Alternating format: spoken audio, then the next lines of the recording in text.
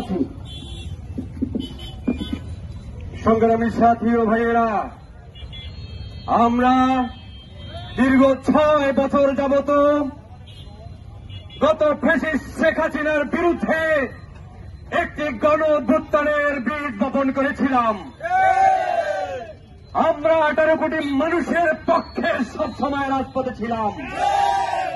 আমরা রংপুরের রাজপথে প্রত্যেকটা অন্যায়ের বিরুদ্ধে দাঁড়িয়েছিলাম। যখন কোন দল রাজপথে নেমে আসেনি, তখনও আমরা অন্যায়ের বিরুদ্ধে রাজপথে সংগ্রাম করেছি।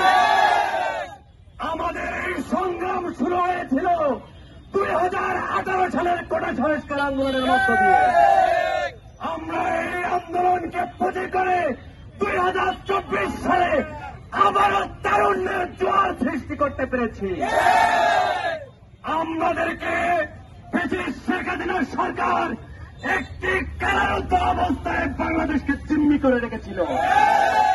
আমরা সেই জিম্মি অবস্থা থেকে এই 18 কোটি মানুষের প্রতিনিধিত্ব করে তরুণ সাধারণ শিক্ষার্থী সহ সকলেই রাজপথে নেমে আসে একটি স্বপ্নের সোনার বাংলাদেশ বিনির্মাণ করার প্রচেষ্টা চালিয়ে যাচ্ছি।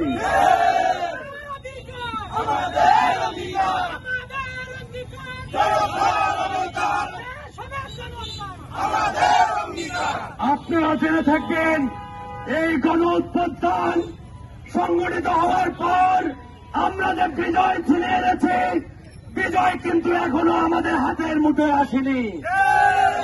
এখনো বাংলাদেশের আনাচে কানাচে প্রত্যেকটি প্রতিষ্ঠানে এখনো ফ্যাসিস্ট শেখ হাসিনার দোসররা লুকিয়ে রয়েছে। তারা আমাদের এই আন্দোলনকে এখনো ভিন্ন খাতে প্রবাহিত করার ষড়যন্ত্রে লিপ্ত। আমাদেরকে সজাগ দৃষ্টিতে এখনো রাজপথে সক্রিয় থাকতে হবে। আমাদের বর্তমান তরুণ প্রজন্মের প্রতিনিধি যে অন্তর্বর্তীকালীন সরকার রয়েছে, সেই সরকারের কার্যক্রমকে ব্যাহত করার লক্ষ্যে একদল ষড়যন্ত্রকারী এখনো কাজ করে যাচ্ছে। আমাদেরকে প্রতিরোধ করে তুলতে হবে। দলমত নির্বিশেষে এখনো আমাদেরকে রাজপথে থাকতে হবে। বন্ধুগণ, আমরা যে স্বপ্নের বাংলাদেশ বিনির্মাণ করার স্বপ্ন দেখি, সেই স্বপ্নের বাংলাদেশ বিনির্মাণ করার আগে সংবিধানের পরিবর্তন নিয়ে আসতে হবে। আর যেন কোন ফ্যাসিস্ট শেখ হাসিনার সরকারের মতো অন্য কোন দল এসে দাবিদারি করে এই 18 কোটি মানুষকে জিম্মি করার তাই আমি আর বেশি বক্তব্য দেব না। আপনারা গণ অধিকার পরিষদকে, এই তারুণ্যের দলকে গণ মানুষের দল হিসাবে প্রতিষ্ঠা করার লক্ষ্যে পাড়ায় মহল্লায় গ্রামে গঞ্জে সবার মধ্যে ছড়িয়ে দেবেন। আপনারা সবাই ঐক্যবদ্ধ থাকবেন।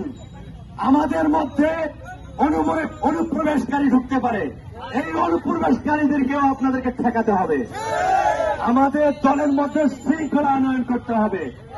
গণমানুষের দল হিসাবে সবার মাঝে প্রতিষ্ঠিত করতে হবে। সবাইকে ধন্যবাদ জানিয়ে আজকের এই প্রোগ্রামে কেন সমাপ্ত ঘোষণা করছি। ধন্যবাদ সকলকে। আমাদের সকল সহযোগিতা ভাইয়েরা, আপনারা সবাই কার্যালয়ে আসেন। ঠিক আছে, সবাই কার্যালয়ে আসেন।